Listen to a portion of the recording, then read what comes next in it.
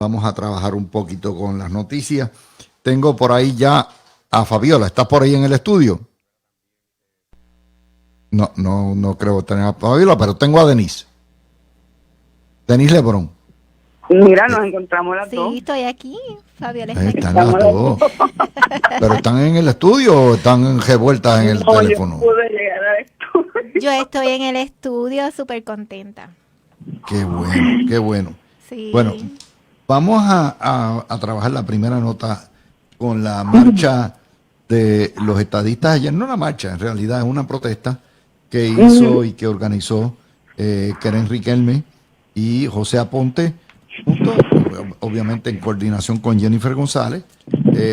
Un acto prácticamente es una protesta de ir simbólica frente al Capitolio, y el gobernador estuvo allí. El vocero dice poca asistencia. Es el mismo vocero. O sea, primero, ¿quién pretende que los estadistas cojan un avión y se vayan a protestar allá en grandes cantidades? De hecho, los independentistas y socialistas no van a la calle Fortaleza, esquina Cristo, van a ir allá. Pero ustedes ven la línea editorial del periódico. Cuando todo es un pero, todo es una protesta, usted puede protestar violentamente en Puerto Rico y van tres gatos y dicen que fueron miles. Empiezo contigo, Fabiola, con la manera como la prensa cubre estas cosas. Pues saludos, Luis, Denis, y un abrazo a los amigos que nos sintonizan aquí desde el estudio, como mencioné, muy contenta. Bueno, pues Luis, acuérdate que los estadistas están acostumbrados a manifestarse mediante el voto. Normalmente cuando se convocan marchas o algún tipo de protesta ideológica, siempre ocurre que se ve poca asistencia, porque a través de la historia ellos ya tienen la costumbre de reflejarlo mediante el voto. O sea, ya es una costumbre por parte del sector estadista manifestarse de esa forma. Pero sin embargo, tú ves que el sector independentista siempre busca hacer ruido, manifestarse y hacer llamar mucho la atención, pero igualmente las asistencias de ellos también son bien poquitas, así que no veo por qué la prensa, cuando son los estadistas, pues entonces señalan que hay poca asistencia, y cuando son independentistas tratan de darle más fuerza. Pero la realidad es que ya la gente está abriendo los ojos, se han dado cuenta que en los medios de comunicación domina mucho el sector independentista radical, así que pues es normal, ¿verdad?, que este tipo de situaciones y evaluaciones en relación al comportamiento de los estadistas, pues siempre se incline a desmoralizar, a debilitar a aquellos que tal vez esperan una mayor participación. Denise. Estoy completamente de acuerdo con Fabiola, que lo que están buscando es desmoralizar, Luis, porque ellos le exigen a los estadistas lo que ellos ni siquiera pueden dar. No, porque nosotros somos la inmensa mayoría. Bueno, pues, por un lado, yo estoy bien de acuerdo en que nosotros debemos manifestarnos más, o sea, ser más activos, ser como ellos. Si nosotros fuéramos como ellos, cuando digo ellos me refiero a la izquierda, pues créeme que nos hubiésemos comido el mundo de este tiempo, y créeme que las estadísticas estarían bien, pero mucho más adelantadas que ahora. Pero la realidad es que, como muy bien dice Fabiola, el estadista está acostumbrado a manifestarse mediante votos. Y yo, a través de mi página, siempre le dejo saber que tenemos que insertarnos más en la política, tenemos que estar más activos en la política, que no podemos dejar esto solamente a ti y a las demás personas que están que tienen un micrófono, que tienen la oportunidad de hablar en pro de la estadidad. No tenemos que hacerlo todo el mundo, porque esto no se le puede dejar a ti, no se le puede dejar a los delegados, no se le puede dejar al gobernador, el que sea del PNP. No podemos recortarnos, tenemos que todo el mundo insertarnos por igual y participar igual, porque es lo que hace la izquierda. Esa es la ventaja que nos llevan ellos. Les tengo otra de las noticias de hoy que sale y que no estuvo en los titulares, pero que está ahí. Turismo va ahora a investigar todas las empresas que venden por internet pasajes para cobrarle y meterle los chavos a ustedes. Y si le venden un pasaje, tiene entonces que incluir el impuesto, de manera que ahí va a estar Expedia, donde quiera que ustedes compran pasajes, kayak, en la internet, van a meter las manos de turismo para sacar chavitos. Nuevamente, para un partido que llegó al poder diciendo que no iba a imponer ningún impuesto, si a mí me venden el pasaje, el kayak, ¿verdad? En Nueva York, o donde tenga las facilidades, porque yo tengo que pagarlo, pues como quiera, es internet, pero ahí estamos. ¿Qué les parece eso, Fabiola? Esta noticia la da Noticel, by the way. Pues no estoy brincando de felicidad, por supuesto, porque yo soy una de las que también compro mucho por internet.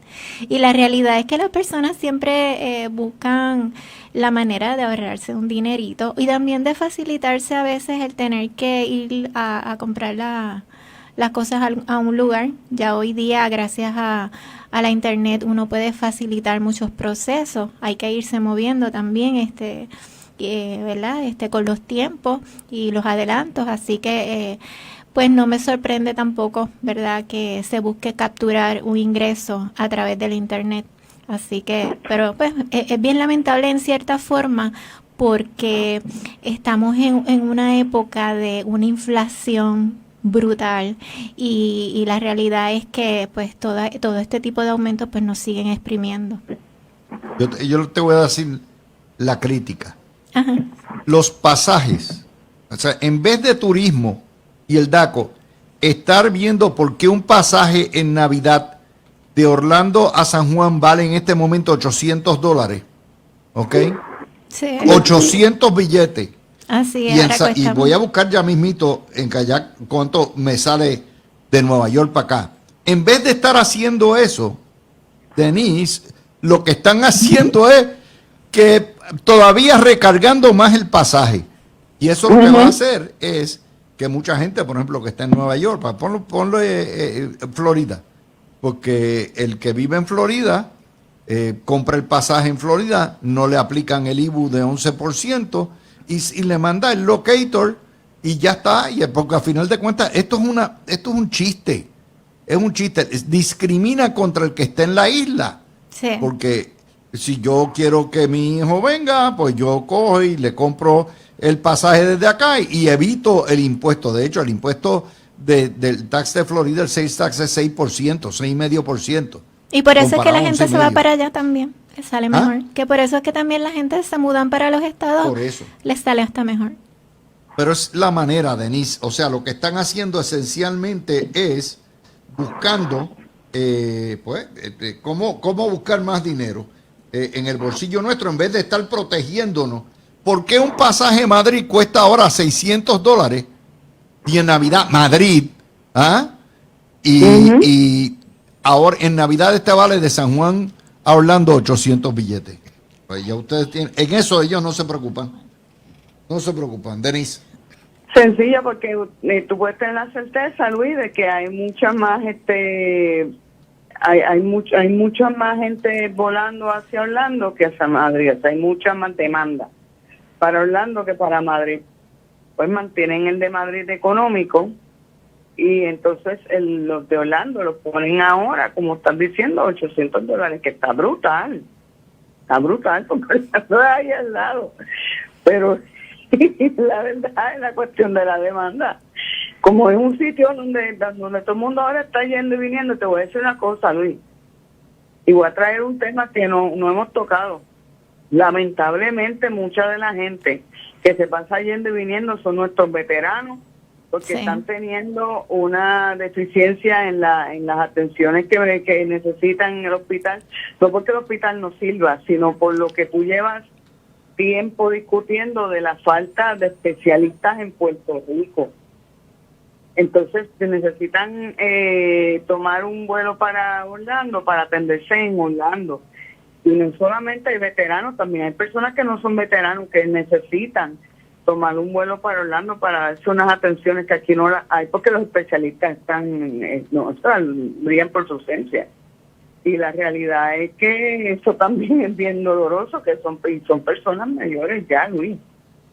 O sea, que mira los precios. para que tú veas. Esto es Nueva York nada más. Nueva York yo pedí del 16 o 17 de diciembre al 2 de enero. Te vale, por Delta te sale en kayak, en main cabin, 472, pero eso tienes que pagar posteriormente por lo que es el carry-on, tienes que pagar por la maleta. Cuando vienes a ver, te sale 600 a 700 dólares. No solamente por Delta. American Airlines, lo mismo. Te sale, y ahí es donde tú vienes a ver, no hay protección para el que vive en la isla. El gobierno de la isla lo único que hace es cómo buscarte las manos en el bolsillo. Ahí es donde está el problema, Fabiola. Sí, no, y ya desde hace tiempo ya yo había escuchado que tenían planificado hacer eso. Ya era una idea que estaba, ¿verdad? En el ambiente, y pues me da mucha pena porque la realidad es que no es el momento de estar haciendo aumentos. Ya nosotros estamos ahogados con tantos aumentos que hay ahora mismo. Aunque el gobierno tenga que recaudar y necesite buscar dinero por X o Y razón para completar lo que sea, lo que deben hacer es también administrar bien y cortar gastos, y tal vez eso evite que tengan que estar aumentándonos a nosotros. Es que mientras más taxes nos pongan, menos van a ellos a ocuparse en administrar bien, Fabiola. Ese es el problema, que el gobierno que pide más y más y más y más es el peor que maneja el dinero, primero. Segundo, ahora mismo tenemos el problema también, Luis, que tú lo has discutido 1,000,000 de veces, la cuestión del tax ese del inventario, que hizo que todas las tiendas movieran sus storage para donde, sus almacenes, para Florida. Entonces, a veces estamos cortos de ciertos artículos de primera necesidad. A veces estamos cortos de artículos de primera necesidad, el supermercado no consigue. Entonces, todo se debe a la cuestión de ese tax en el inventario, porque están haciendo todo el mundo, evita tener mucho inventario en Puerto Rico. Y ese tax, yo sé que Pedro Pierluisi no hay que tomar la decisión de quitarlo, porque hay que hablarle right through al pueblo, o sea, hay que hablarle claro. Aquí quien toma la decisión es la Junta, pero yo no he visto tampoco que hayan intentado quitarlo. ¿Tú has escuchado algo de que hayan hecho un intento de quitarlo? Y fíjate que la prensa aplaude eso. La prensa no vegeta si a ti te aumentan la contribución o te la cobran a todo lo que da, pero que energía eléctrica no suba la luz. De hecho, el problema con el subión de la luz en todos sitios, subió en Florida, subió en California, subió en Nueva York, subió en Madrid, subió en Alemania, subió en China, subió donde quiera, porque cuesta más el gas y el petróleo con el trastoque de la guerra. Pero aquí te hacen pensar que es Luma quien determina el aumento de la luz, cuando es la ley puertorriqueña, que es el ajuste de combustible que pasó el Partido Popular. Es así, Fabiola. Claro, y también hay que tomar en cuenta de que el déficit que tenemos y la situación en la que actualmente nos encontramos viene a raíz de malas administraciones, malas decisiones, el boicot que hubo cuando se intentó hacer el gasoducto del sur, del norte, o sea, cada vez que intentaron bregar con lo del problema de energía eléctrica e invertirle dinero, siempre se obstaculizó el que se pudieran llevar a cabo, y todas esas cosas afectaron también. Se invirtió demasiado dinero, hubo unas pérdidas multimillonarias, así que entre una cosa y otra, entre lo que llamamos lo que es la politiquería, malas administraciones, los boicots, pues nos llevaron una quiebra y tenemos una consecuencia a raíz de eso que se suma a la inflación por el petróleo, el gas, etcétera. Pues estamos como estamos, así que responsabilizar a Luma de que se suba la luz, pues mira, eso es parte de la política de odio para inyectar coraje contra Luma en todo. Se va la luz, la culpa es de Luma; sube la luz, pues también es culpa de Luma. Pero si uno evalúa lo que ha pasado a través de la historia y por qué nos encontramos precisamente teniendo a Luma, pues entonces objetivamente uno puede tener un criterio propio y darse cuenta de que hay mucho más que lo que se está diciendo para inyectar odio. Denise, es un problema global. Sí.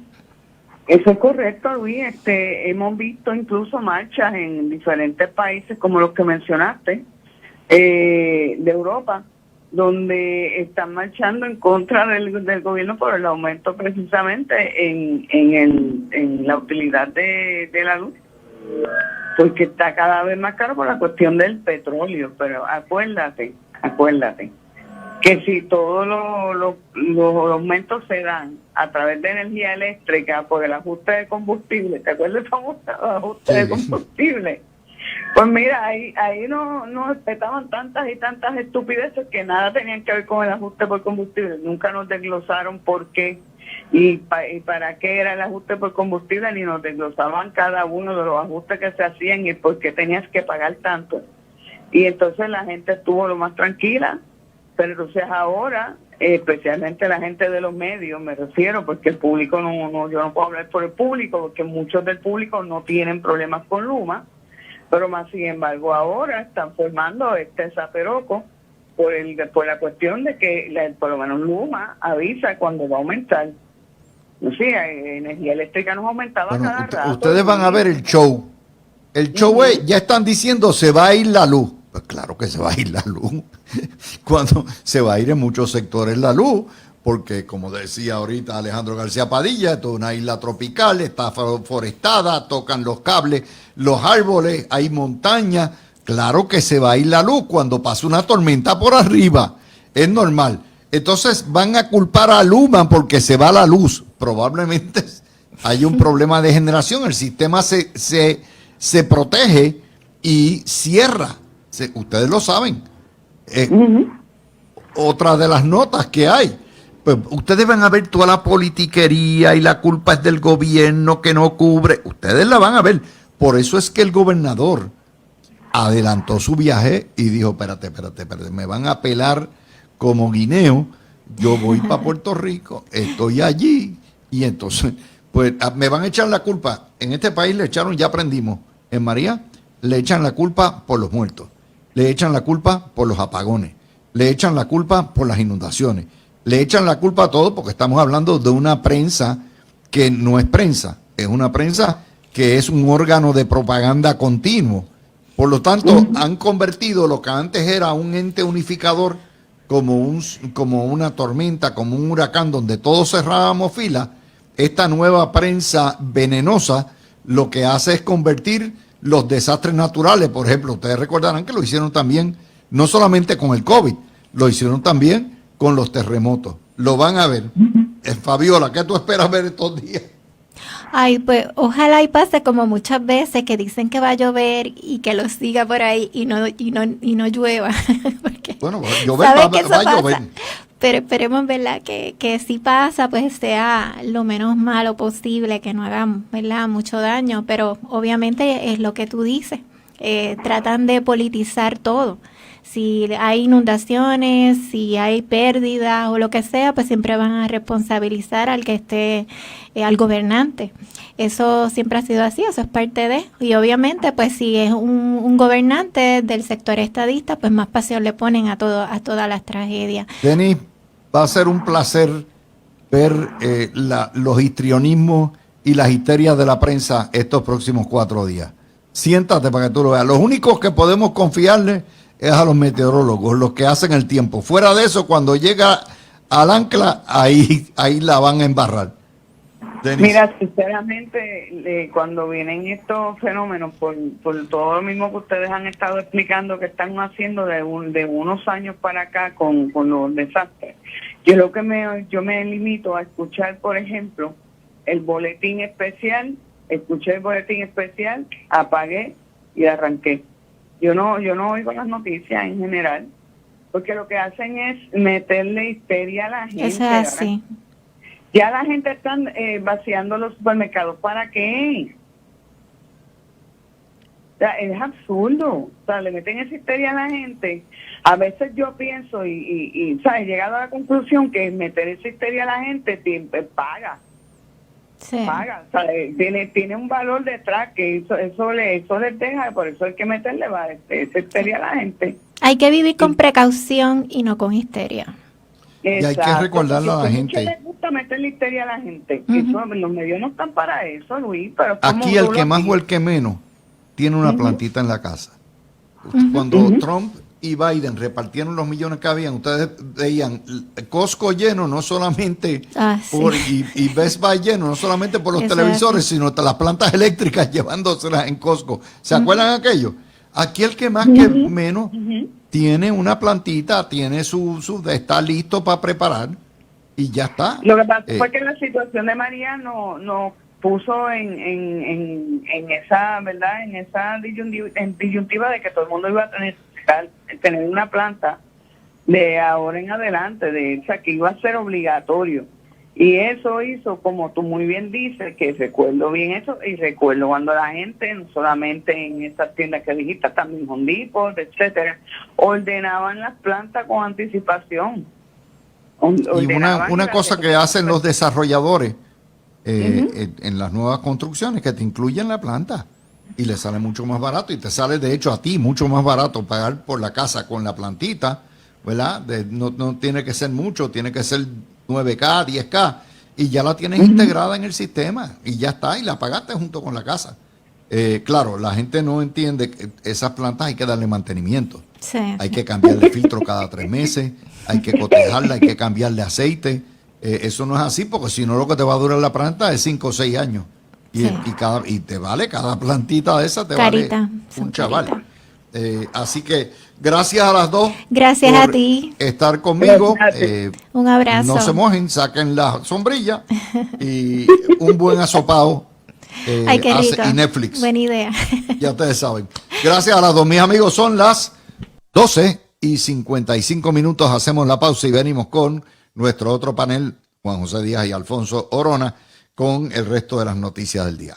Tengo en el estudio a Juan José Díaz, Alfonso Orona, y vamos a empezar con la noticia que es otra de esas revelaciones. Poco a poco nos van dando revelaciones que afectan todo el cómo entendemos la situación de energía eléctrica, y ante el inminente paso de la primera tormenta tropical que nos pasa cerca o por encima, esto se hace más importante.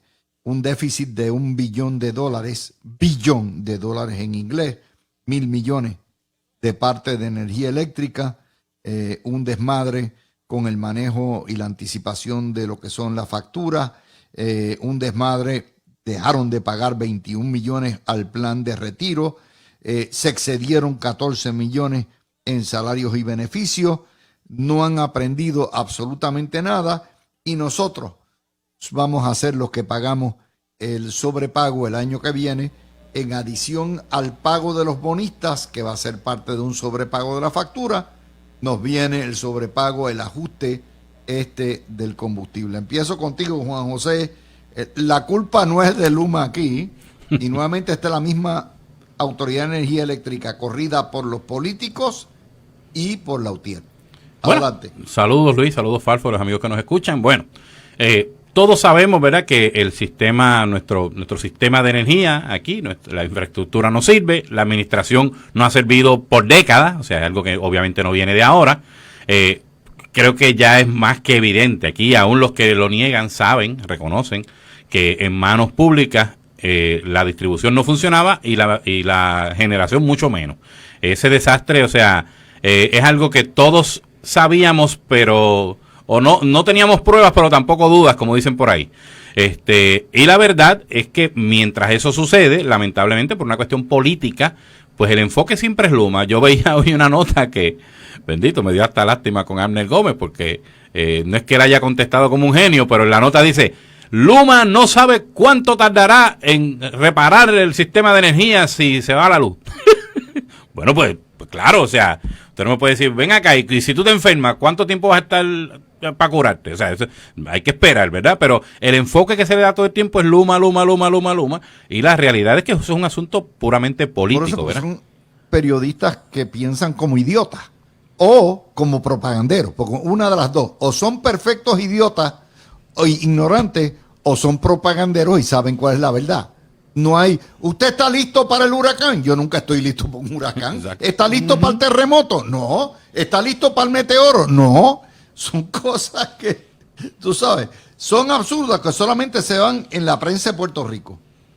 Sí, y le hace daño, o sea, volvemos, o sea, todavía estoy tratando de entender por qué no comprenden el daño que le hacen a la prensa, o sea, al periodismo en sí, o sea, una profesión que yo adoro, o sea, te lo digo, Luis, y los amigos que me escuchan lo saben, lo digo donde quiera, a mí me da mucho, me da rabia, claro, no lo voy a negar, pero me da tristeza también, o sea, cómo, o sea, yo recuerdo cuando yo decía que era periodista y la gente se desbordaba en elogios, y ahora digo, yo fui periodista, y me caen encima, o sea, estamos cayéndonos, estamos dando un tiro en el pie, y yo creo que caramba, o sea, ya es hora de que reflexionemos sobre ese asunto. Y esto de energía eléctrica, nada, para retomar, la verdad es que sí, se va a ir la luz. ¿Quién no lo sabe? Claro que se va a ir la luz. Lo importante que hay que estar pendiente aquí es cuánto o cómo funciona la respuesta. Ahí es donde vamos a ver dónde se separan, ¿verdad?, unos de otros. Si la respuesta es mucho más proactiva, si lo que se ve es, ¿verdad?, hace sentido, o si simplemente nos pasa como aquella vez que sí la mandó a apagar ¿verdad?, la generatriz y tuvo 2 semanas sin luz aquí. Con la tormenta Jean, 2004, Sí. que mandó a apagar el sistema completo. Sí. Y nos tomó una por si acaso. recuperarnos. Pero, Alfonso, les voy a pedir a las dos, como somos 3 nada más, que se sientan en libertad de interrumpir y todo eso para hacerlo más o menos. Pero, Alfonso, es obvio, o sea, estas preguntas que se ve por dónde vienen, ¿cuánto va a tomar? ¿Usted está listo para reparar? No, mire, ya tenemos los almacenes llenos, es distribución, no sabemos por dónde va a pasar, no sabemos los estragos que va a causar, no sabemos qué comunidades van a estar, no sabemos cuáles van a ser las líneas de transmisión o las plantas que van a estar averiadas, no sabemos el tipo de daño que va a ir, y los periodistas de Puerto Rico pretenden que se sepa, porque la idea es culpar a Luma, y la historia de hoy es nuevamente que el desmadre no lo tiene Luma, el desmadre lo tiene energía eléctrica. Alfonso. Sí, y yo creo que hay muchas vertientes, ¿verdad?, que aquí podemos hablar. Esto que salió hoy de la Autoridad de Energía Eléctrica, aunque es preocupante y definitivamente demuestra, ¿verdad?, seria negligencia en la administración de los fondos destinados para la Autoridad de Energía Eléctrica, lo que deja saber es lo que hemos dicho aquí durante meses relacionado con lo de Luma.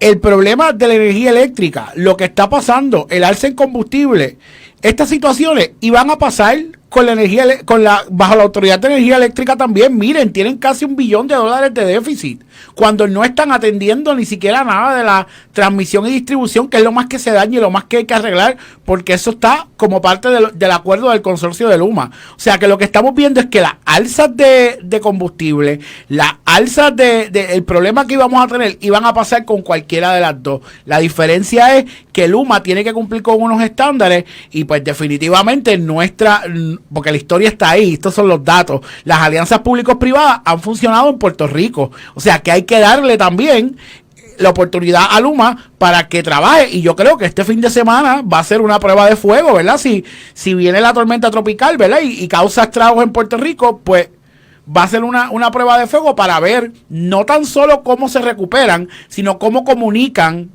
las tareas de recuperación y cómo van llevando a cabo esa recuperación después de un desastre natural. Ojalá que no pase la tormenta, pero definitivamente eso es algo que hay que ¿verdad? Que si esa tormenta causa estragos, pues Luma va a tener su prueba de fuego, a ver cómo entonces trabaja con la situación. Pero mira, lo que estás hablando, Dávila, yo creo también, y aquí culpo al equipo de comunicación de Luma, Ave María, si siempre la prensa va a sacar de contexto lo que tú vas a decir, pues ya tú tienes que adelantarte y saber cuál es la respuesta que tú vas a dar.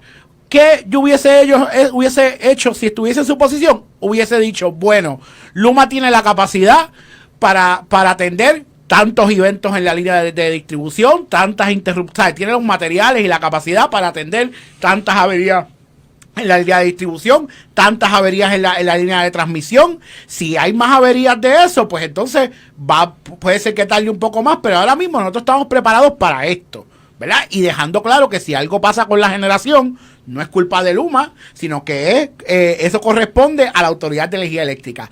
Esa es la manera que tú le contestas, porque si te van si te van a citar, pues que te citen con tus palabras. No le des espacio a que editorialicen tus palabras de una forma negativa. Y yo creo que, oye, nunca Luma va a ganar con la prensa, pero definitivamente es bien distinto decir, yo no sé cuánto me voy a tardar, a una respuesta más agresiva, decir, nosotros estamos preparados para atender tantas averías en distribución, tantas averías en transmisión, porque eso sí lo pueden tener, eso sí ellos pueden saber cuántos materiales tienen y a cuándo pueden responder de forma rápida y que se va a tardar un poco más. Aquí hay la importancia de esta historia es lo siguiente.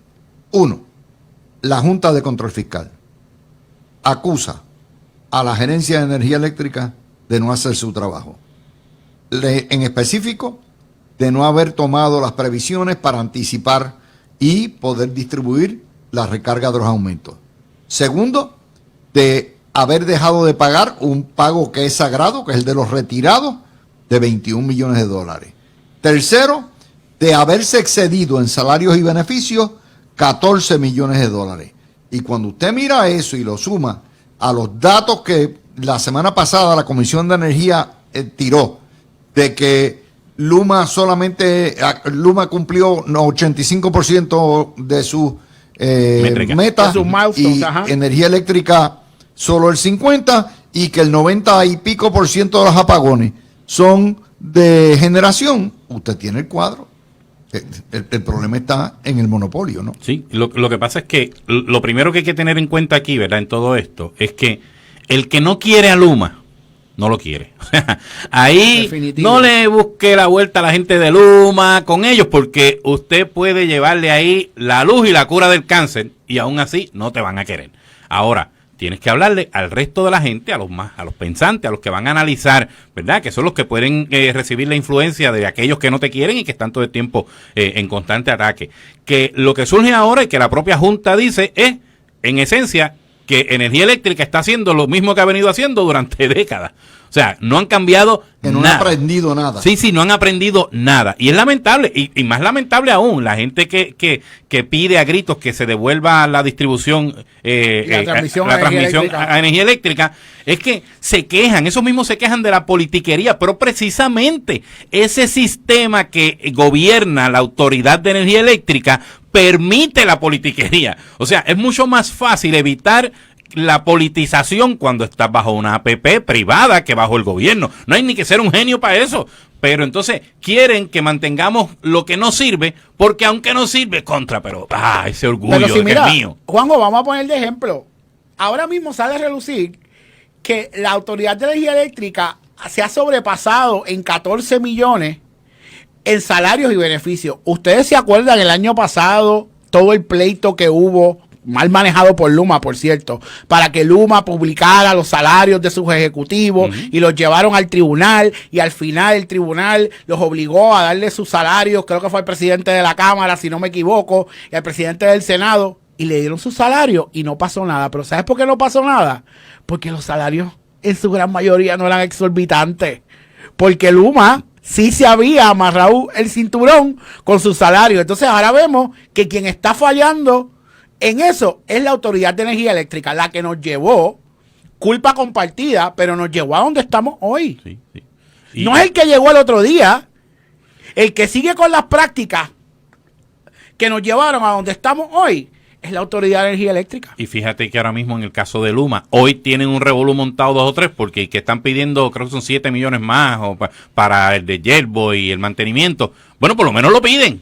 O sea, Energía Eléctrica nos lleva durante toda la historia sobregirándose. O sea, metiéndonos en un déficit, y después que arreglen, porque como tienen el famoso zafacón ese del ajuste por combustible, pues me faltan chavos, ahí lo espeto ya, sin problema, ¿verdad? Sin encomendarse a nadie. Miren, pero déjeme traerle otra cosa, o sea, yo veo los jubilados de Energía Eléctrica todo el tiempo protestando contra Luma. Oye, quien les retuvo el pago al retiro no es Luma, es Energía Eléctrica.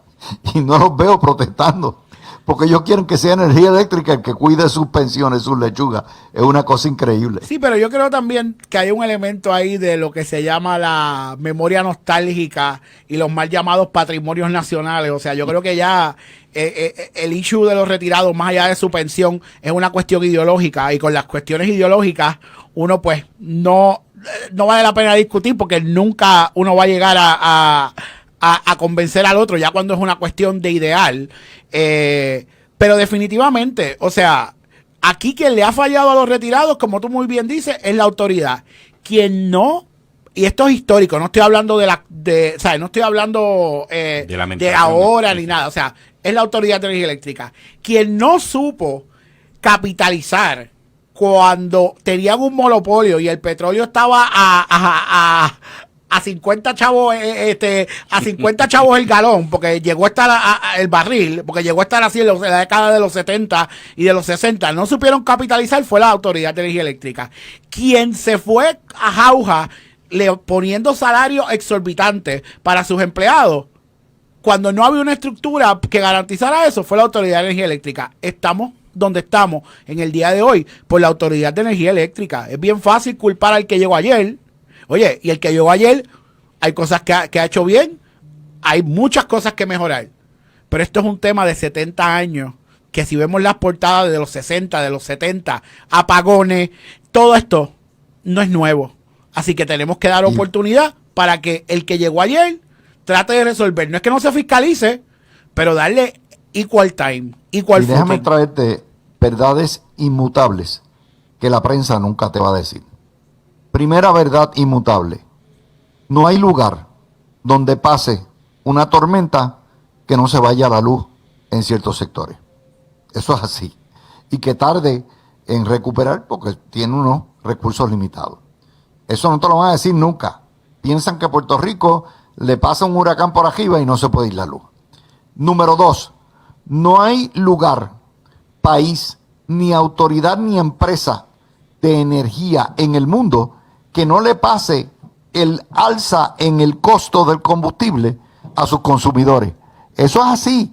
Pasa en España, pasa en Florida, pasa en California, pasa en todos los lugares del mundo. La electricidad, el servicio eléctrico se cobra, y se cobra conforme a lo que tú consumes, y el consumo se determina a base del costo del combustible que tú consumes cuando tienes energía eléctrica en tu casa. Nunca les van a decir eso. Juanjo. Sí, y volvemos por lo mismo. O sea, porque el asunto político, el asunto ideológico, ¿verdad? Se mezcla en todo esto. Y pues, como dijo Falfo ahorita, hace tiempo no escuchaba el término del patrimonio nacional, ¿verdad? Y bueno, eso no va a cambiar. O sea, la realidad es que yo, como cuestión filosófica, creo en la privatización, en las APP, para muchos de estos servicios en el gobierno. Y si te hiciera la lista, te sorprendería. Pero aparte de eso, vamos a suponer que no fue una cuestión filosófica que yo tengo. Analizamos cómo ha funcionado, si funciona bien, porque, oye, hay agencias que uno a lo mejor dice que con una privatización funcionarían, pero uno las mira y dice contra, pero a pesar de todo, ha funcionado, se mantiene, qué sé yo, el fondo, vamos a decir, el fondo se ha mantenido con superávit y uno ve ciertas cosas, ¿verdad?, que están funcionando, tendrá sus dificultades, pero funciona. O sea, qué sé yo, la ACA, hay agencias que uno pues dice, mira, no hace falta privatizar. Pero energía eléctrica es otro cantar. Y entonces, esta cuestión de que, pues, ahora resulta que a todo el que se le va la luz, cuando tú miras, o es periodista, o es influencer, eso no se da en el vacío. O sea, toda esta gente, ¿verdad? Hay una campaña constante porque Luma te lleva a la ecuación de Yankee Go Home y a la ecuación de Pierluisi renuncia, ¿verdad? Claro. Y es todo está atado una cosa con la otra. Pero mira qué ejemplo. Mira el ejemplo clásico.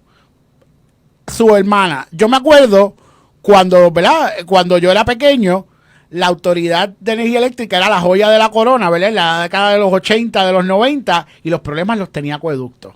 Al punto que se hizo, ¿verdad?, un acuerdo de administración para manejar Acueducto y alcantarillado, que no funcionó por cuestiones políticas, ¿verdad? Porque vino Sila María Calderón, lo quitó, puso a alguien que era peor que el primero que estaba administrando y no funcionó y se revirtió.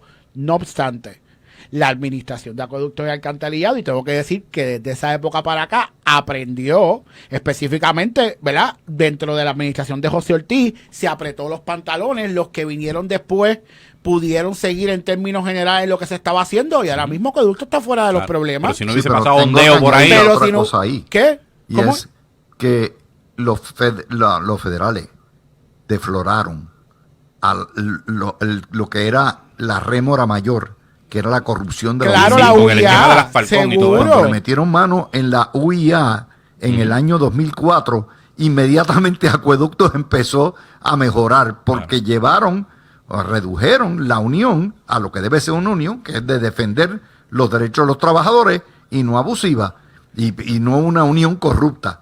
Así que en ese sentido Pero podemos también hay que mirar. darle también a la administración, o sea, a la administración o sea, la gerencia hizo lo que tenía que hacer, y pues definitivamente la posición que estaba en Acueducto a finales de los 90 versus la que está ahora, pues ahora mismo Acueducto está mucho mejor, inclusive Claro. está mucho mejor que por millas que la Autoridad de Energía Eléctrica. Ah, bueno. Claro. Ya Así te que gusta está. la- Bueno, las cosas hay que decirle por su nombre. O sea, Sí. recuerden Pero mira, que también Dávila, te ha quería sido decir la rápido. vaca dulce de los políticos también. Ahí acomodaban a a, eso los iba. familiares, la familia, acomodaban las queridas, acomodaban los amigotes.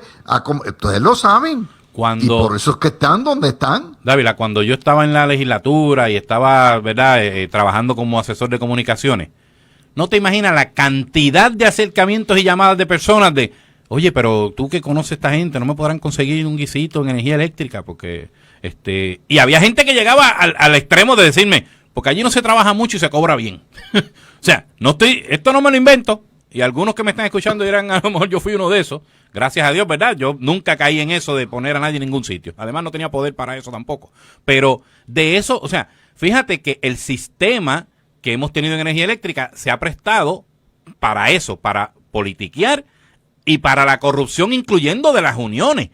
Y pues, como decía, no lo quieren decir por su nombre, pero esa es la realidad. Y eso fue lo que ayudó a Acueductos, meterle mano a la corrupción de la unión de la UIA, pero también internamente cuando se llevaron las hermanas Falcón y pasó todo Claro, esto en la todo pasada eso. administración.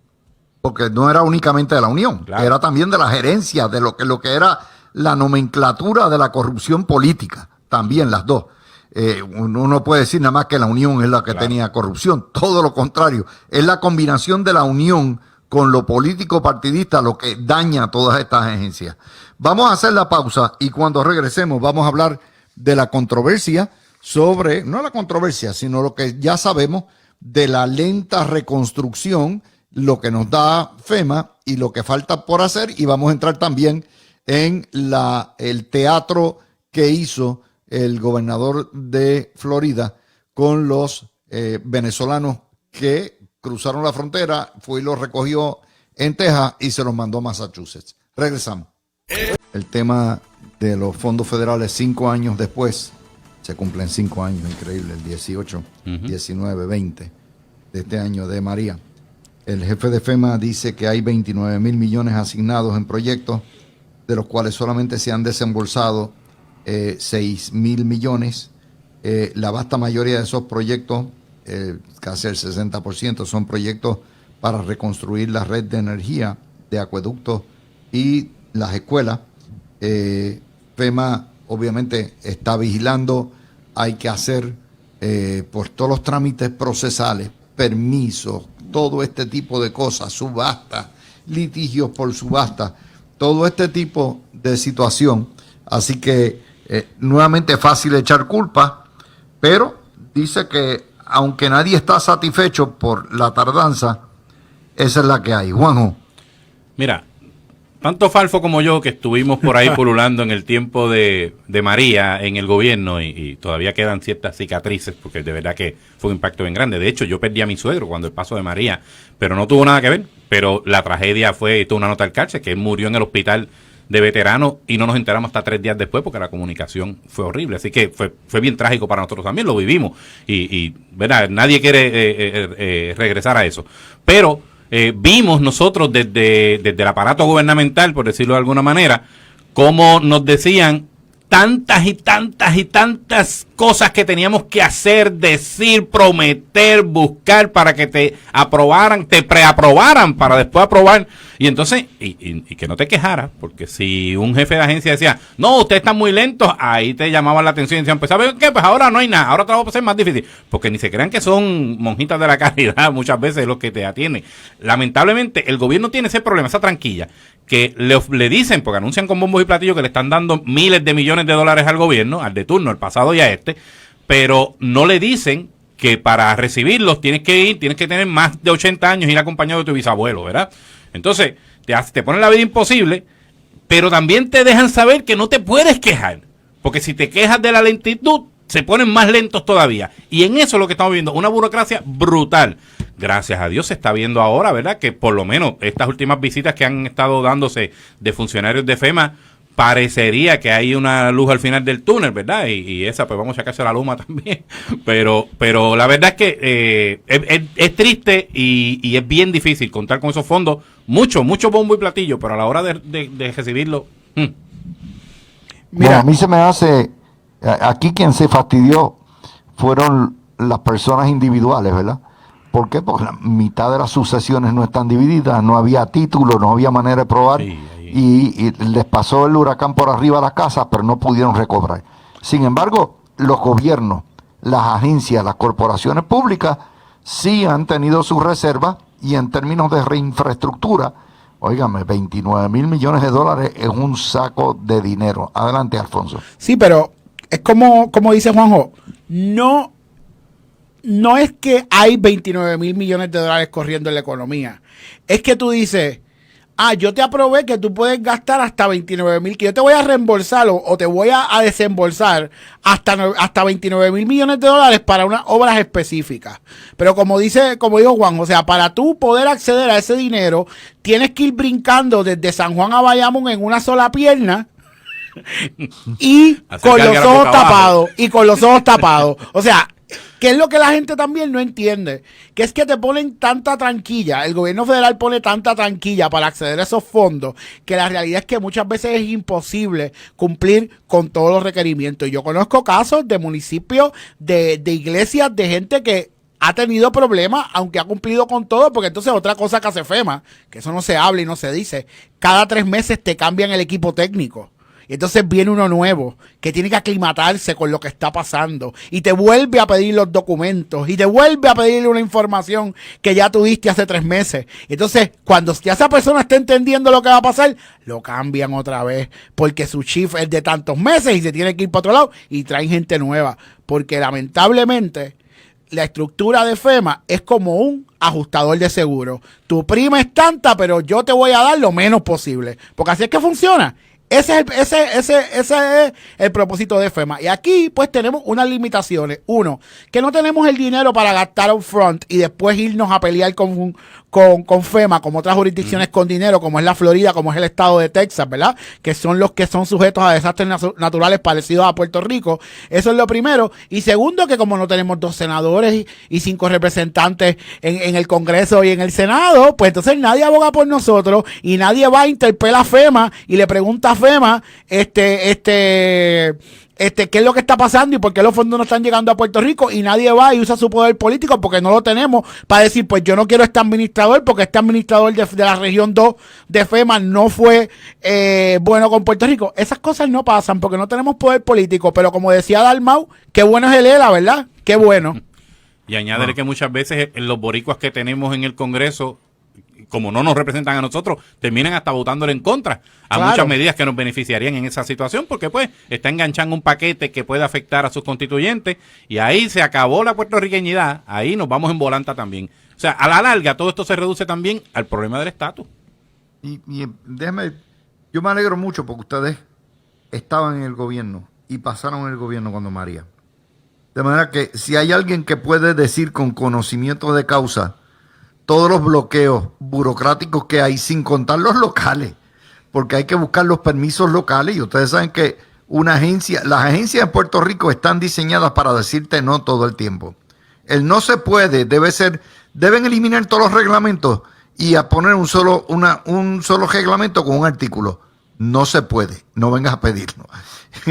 y eso sin contar los litigios, porque como todo requiere concurso, todo requiere que vaya a subasta, los que pierden una subasta empiezan a litigar y dicen hubo trampa y todo lo que hay, y en lo que el sistema judicial termina de adjudicar, se van 5 o 6 años, ustedes lo saben, eso es otro de los elementos, Falco. Y añádele que en Puerto Rico, ¿verdad? por el tamaño de nuestra patria, la realidad es que aquí todo el mundo queda algo de alguien. Y si de momento resulta que un contrato o un permiso lo dio alguien que es primo del tío, de la hermana, del amigo, de alguien, entonces, ahí se forma otro bochinche y entonces hay que cancelarlo. Sí, y empieza y llega el síndrome de Whitefish y entonces hay que tumbarle la cachucha y traer a Cobra para que se coja los clavos de la cruz. ¿Qué mejor ejemplo que el de Whitefish, que lo quisieron indilgar y hacerlo que si amigo de medio mundo en Puerto Rico y nadie, fuerte donante de Trump porque había dado 2,000 pesos y nadie en Puerto Rico conocía a la gente de Whitefish. Ellos contestaron un request for information de la Autoridad de Energía Eléctrica y fueron los menos que ofertaron, y la Autoridad de Energía Eléctrica lo contrató dentro de su poder de adquisición en un término de emergencia, pero como pues nos usaron como parapeto político, porque la pelea de Whitefish no era en Puerto Rico. En Puerto Rico era el runeo, era una pelea de demócratas y republicanos en los Estados Unidos, y como no teníamos poder, pues eso era lo que estaba pasando. Pero mira, voy a poner un ejemplo, Dávila, que esto siempre, después del huracán, a mí no me salieron más úlceras porque no había problema. A veces habían los fondos para arreglar sujeto al desembolso de FEMA, o se podía hacer la resignación presupuestaria. Y Juanjo y yo en la pausa estábamos comentando y decíamos, mira, tenemos $1 milloncito para arreglar esto, lo podemos hacer y después tú no lo reembolsas. No, tienes que tener cuidado, porque si no es razonable el gasto que estás haciendo, yo no te lo voy a reembolsar. Y tú te virabas y le decías, pues dame, que es para ti razonable. Yo no te puedo decir en estos momentos todavía si gastar en un poste $1,000 es razonable. Eso todavía cuando yo reciba el dinero, pues entonces yo te digo que es razonable y que no. Oye, el gobierno estaba con las manos atadas, porque la reasignación de fondos que podía hacer, que no había mucho, pero que podía hacer para atender lo más apremiante, FEMA con su burocracia tampoco lo permitía, porque no garantizaba tampoco que nos iban a reembolsar esa cantidad. O sea, lo que ha vivido Puerto Rico con FEMA, yo lo vi de primera mano, ha sido un suplicio. Y lamentablemente, mucha gente de Coltrés, yo sé que hay gente muy buena ahí, se ha convertido en otro brazo burocrático de FEMA por autonomacia, en el afán de tratar de cumplir. Lo que han creado también, y muchas veces, es otro nivel de burocracia que impide que el dinero llegue a donde tenga que llegar. Otro nivel, otra barbaridad. Sí, porque la gente entiende, no, la culpa es del gobierno. La culpa no es necesariamente del gobierno. O sea, Puerto Rico es el país más burocrático del mundo. Pero nosotros somos fenómenos en quebrar lo que son monopolios públicos. Eso es así. Los quebramos, oiga, tiene el monopolio, tiene toda la audiencia, toda la clientela, y con eso lo quebraste. Sí. Pero vamos al próximo tema, que es lo que ha hecho el gobernador Ron DeSantis, al que básicamente se llevó de la frontera 100 venezolanos en Texas, los montó en un jet, los mandó para Massachusetts, puso las cámaras a correr de Fox, y esto se básicamente decir, yo estoy defendiendo a Florida porque aquí no pueden venir hispanos. De hecho, un estado donde hay 7 millones de hispanos. No, esto no puede ser porque vienen a suplantar y todo esto, y se ha formado. Yo no entiendo, en primer lugar, yo siempre aprendí en la escuela de Derecho que los poderes de los gobiernos se extienden hasta donde termina la frontera, que no hay un poder extraterritorial. Y en segundo lugar, que todo lo que es la migración y todo lo que tiene que ver con entrada y salida es un asunto federal, no es estatal. ¿Con qué autoridad de ley DeSantis se ha hecho esto? Yo no lo entiendo, no lo comprendo, porque fue en la frontera de Texas donde los recogió y los transportó con dinero de los contribuyentes floridianos. Lo dejo con esa. Empiezo contigo, Falfo, y sigo con Juanjo. definitivamente, y yo soy fanático del poder de los estados, ¿verdad? Yo creo que los estados deben tener más poder del que tienen y que el gobierno federal abarca demasiado. Pero esto es uno de los pocos temas que yo entiendo que debe ser jurisdicción exclusiva del gobierno federal para evitar esto. La realidad es que he visto artículos, no entiendo cuál es la razón de DeSantis en hacer lo que hizo. Politiquear con los blancos. El voto, el nacionalismo. Sí, pero estaba en el blanco. estado de Texas. Perdóname. O sea, entiendo que eran, ¿verdad? Según lo que estamos hablando aquí, esos inmigrantes estaban en el estado de Texas, ¿no? Cruzaron el Río Grande y él los recoge en Texas. Por eso.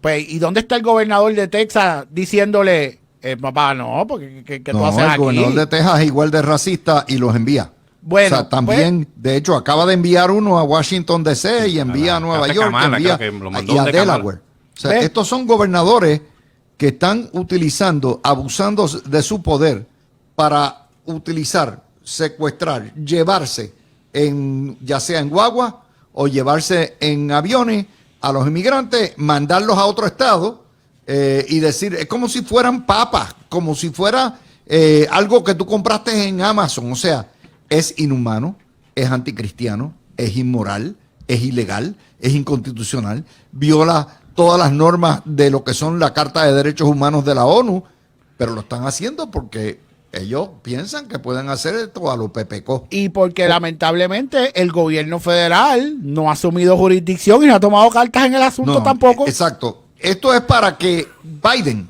hubiese radicado una demanda de violación de derechos civiles contra y prohibiéndole hacer esto, porque no se trata de trata No, eso era de seres humanos. Eso era sencillamente activar la Guardia Nacional y llegar a, o sea, y hacer un operativo para asegurar que la política del gobierno federal se cumpla en esa frontera y que no haya ese tráfico de personas que ilegal, o sea, ilegal, pues tienen que tener, si son ilegales, el gobierno federal tiene sus procesos de deportación que tienen que seguir. O sea, si fueron capturados siendo ilegales, pues tienen que seguir los procesos de deportación que eso es el andamiaje federal. Ahora, que los gobernadores de Texas y de Florida están actuando mal y se están ejerciendo sus poderes, seguro. Pero ¿dónde está la respuesta del gobierno federal también? ¿Qué está haciendo la administración Biden? ¿Va a haber algún tipo de sanción contra estos gobernadores que están arrogándose poderes del gobierno federal? Olvídense si están bien, si están mal, si usted piensa o no que los inmigrantes deben estar ahí o no. Eso es un poder del gobierno federal y los gobernadores se están arrogando poderes federales. Pues, ¿qué va a hacer el gobierno federal para tomar mano, para asumir su jurisdicción? Por eso es que lo hacen, porque también la respuesta del gobierno federal ha sido flojísima. Bueno, te voy a ir más. DeSantis tiene un pleito contra el gobierno federal por esto. Oiga, sigue el procedimiento de ley.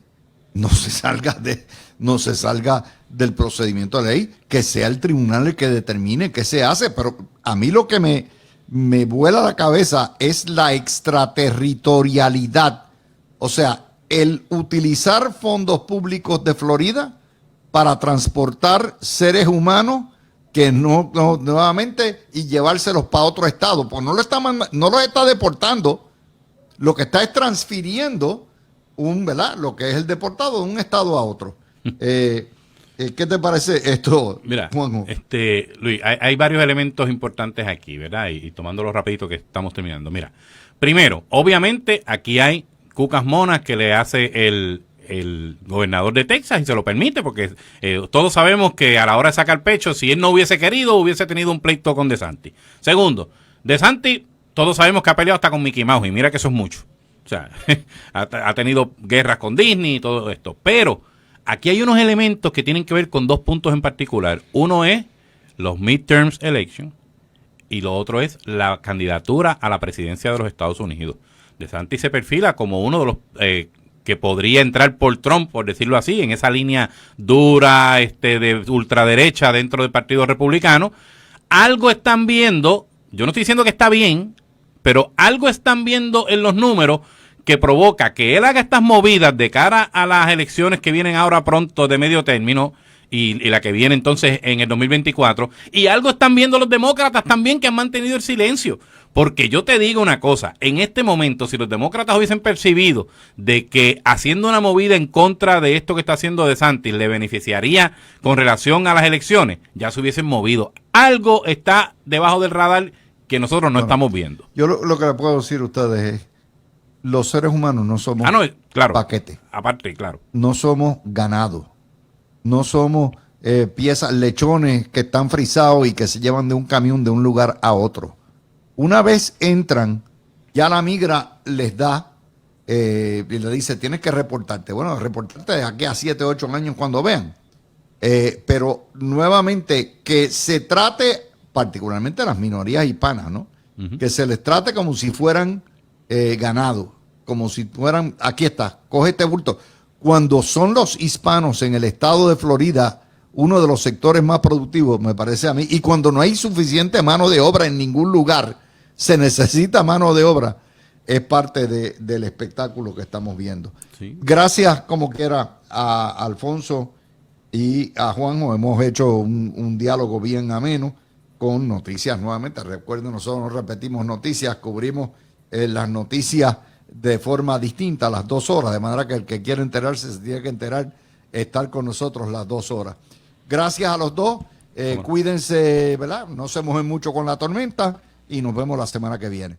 Mis amigos, mientras tanto, no se retiren ustedes de Noti1, estén todo el fin de semana pendientes a los desarrollos de la tormenta con Noti1, vamos a estar activados y recuerden que por ahí viene Carmen Jové, Zulma Rosario y Quique Cruz. Nos vemos mañana.